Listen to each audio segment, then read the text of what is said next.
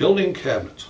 So when you're building a project at home or measuring something at home, it's always nice to have a tape measure. And if you can find one in your house, then you're always real happy.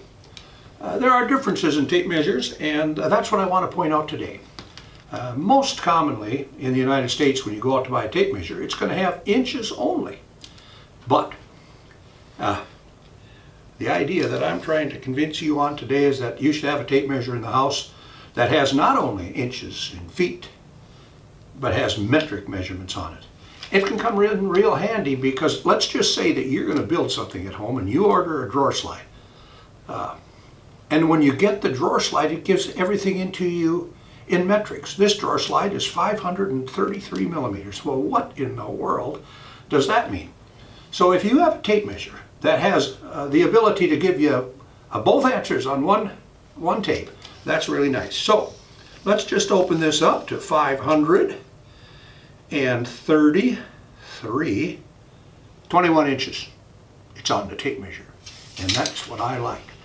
So there'll be plenty of times when you're measuring something and you'll need to know the millimeters, or you'll need to know how many inches it is, or you might need to know a combination of both. For example, if you're putting in a Bloom tandem, they're going to want you to know what the opening of your a drawer is. Maybe it's 18 inches, and they're going to say subtract 42 millimeters, and that's how big to build the box. What in the world?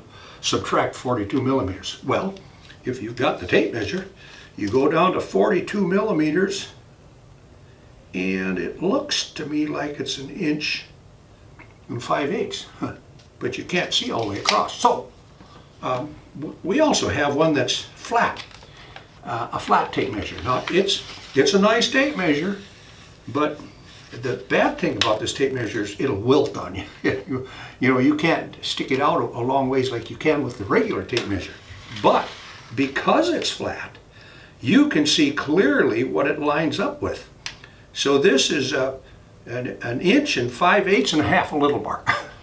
So this is really handy. I like it because you can measure something, and because it lays exactly flat, this distance here is 32 inches. And what is that in millimeters?